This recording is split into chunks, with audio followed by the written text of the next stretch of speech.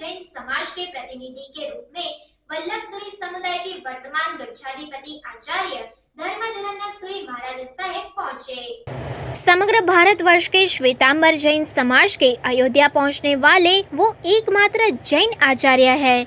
हनुमानगढ़ी के महामंगलेश्वर पीठाधिपति ने जैन आचार्य धर्मधुरंधरसुरी महाराज का स्वागत किया और उसके बाद सांसद बाबा बालकनाथ ने भी जैन आचार्य का स्वागत किया और जैन साधु समाज के प्रतिनिधि के रूप में स्वागत किया गया। जैन अग्रणी दीपक शाह ने बताया कि जैन आचार्य धर्मधुरंधरसुरी महाराज अपने मुनि महाभद्र विजय जी और तत्वदर्शन विजय जी महाराज के साथ जैनों का श्रेष्ठ और महामंगलकारी नवकार मंत्र गाते गाते प्रतिष्ठा स्थल पर पहुंचे हैं। राम जन्मभूमि पर प्रतिष्ठा के बारे में क्या बताया, आइए सुनते हैं। ये सामने से बनवा शुरू करूं। हाँ। श्री आत्म वल्लभ समुंदर इंद्र रत्नाकर सदगुरु भ्यो नमः। बहुत ही हर्ष का विषय है। हमारे गच्छाधिपति आचार्य श्रीमद विजय धर्मधुरंधरसुरी जी महाराज साहब अपने राम मंदिर में प्रवेश कर चुके हैं। हम सब उनको छोड़कर आए हैं। पूरे जैन समाज को बहुत बहुत बधाई। आज प्राण प्रतिष्ठा होने जा रही है रामलला की, तो सारे सकल जैन समाज को मैं सबको खूब खूब बधाई देता हूँ। कुछ शब्द हरि जी भी बोलेंगे। आज गुरुदेव लगभग हस्तिनापुर से 550 से ऊपर किलोमीटर का विहार करके अयोध्या नगरी में पहुंचे।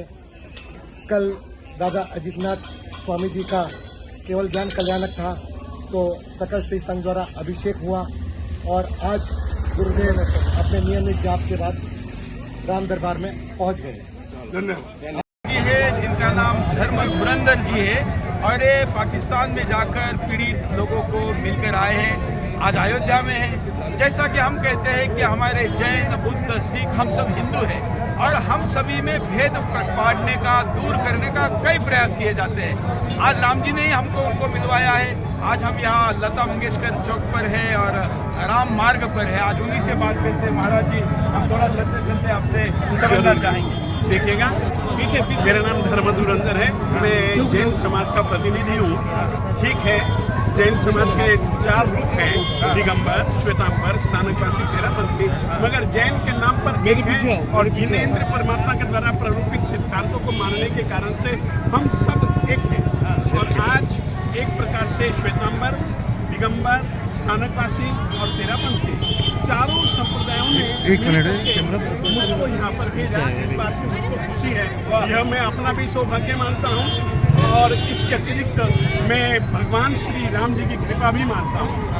ऐसे अवसर पर आना यह मेरा सौभाग्य है और मैं जैन समाज की ओर से सभी के सभी विश्ववासियों को खूब शुभकामनाएं अर्पित करता हूँ और कहना चाहता हूँ कि इस प्रतिष्ठा को अपनी आत्मा में राम जी की प्रतिष्ठा के साथ साथ धर्म और धर्म मर्यादा की प्रतिष्ठा भी माने और उस रूप से यदि हम सिद्ध कर पाए तो सचमुच में प्रतिष्ठा के महोत्सव पर आना और प्रतिष्ठा में जुड़ना सार्थक हो जाएगा। मैं ऐसा और जैन मान्यता के अनुसार अयोध्या का बड़ा महत्व है।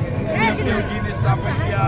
यहाँ पर 9 तीर्थंकरों का स्थान है। थोड़ा उसके बारे में भी बताइए। हाँ, देखिएगा, अयोध्या का जैन परंपरा में प्रमुख स्थान कई कारणों से है। पहला कारण तो यह है कि विश्व की यह पहली नगरी है। आदिनाथ जी उस समय हुए जिस समय कोई न तो नगरी थी, न कोई गांव था, न कोई संस्कृति थी।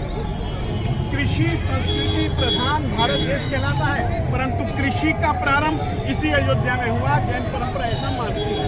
3 चीजों का आविष्कार, 3 चीजों का परिष्कार यहीं से हुआ। इसके अतिरिक्त स्त्रियों को जीने के लिए जो 64 कलाएं चाहिए और पुरुषों को जीने के लिए जो 72 कलाएं चाहिए, वे 72 कलाएं, 64 कलाएं ऋषभ देव जी ने इसी धरती पर रह करके सिखलाई। आज की तारीख में जिस तरीके से भारत में लोकतंत्र है, गणतंत्र है, उस रीति से पहले राजतंत्र भी था और अभी कुछ साल पहले तक तो हमारे इस भारत में राजतंत्र ही चलता था। राजतंत्र की शुरुआत करने वाले भी पहले श्री आदिनाथ स्वामी जी थे, वे ही पहले राजा जैन परंपरा में माने जाते हैं। आदिनाथ जी के विषय में मैं यह कहना चाहता हूँ, आदिमम पृथ्वीनाथ वे पहले राजा थे, आदिमम निष्परिग्रहम वे पहले संत थे।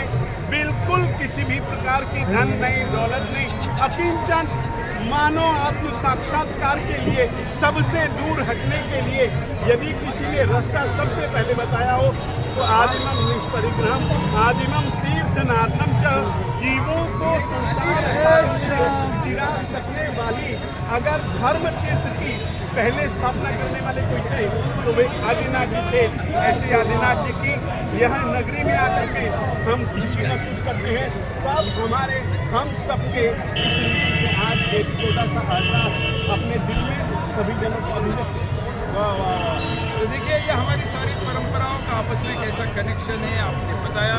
महाराज जी आपने बहुत अच्छा मार्गदर्शन किया, और कुछ बताना चाहेंगे? मैं यह जरूर कहना चाहूँगा, विशेष करके कल के लिए कहना चाहूँगा। देखिएगा, जैन परंपरा में राम जी का एक अपने आप में अलौकिक स्थान है।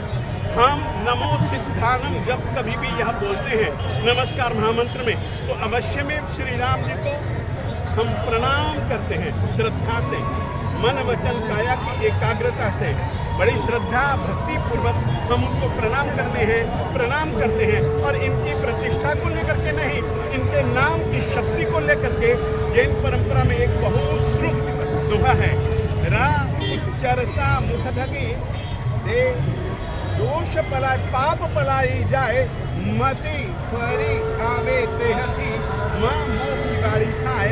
जब कभी भी हम राम शब्द बोलते हैं तो राम शब्द का उच्चारण करते तो मुंह खुलता है, पाप पलाई जाए, ये मुंह के रास्ते से पाप बाहर चले जाए, मति फरी आवे तेहती, ये पाप वापिस मेरे मन में ना आ जाए, वापिस मेरी आत्मा में, बुद्धि में, वापिस मेरे रोम रोम में ना आ जाए।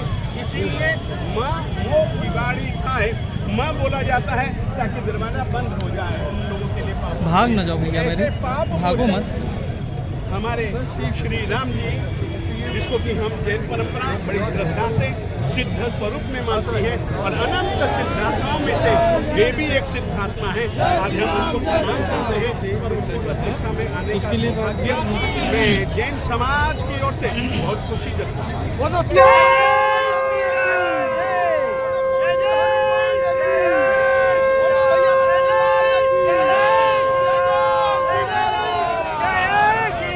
जय श्री राम।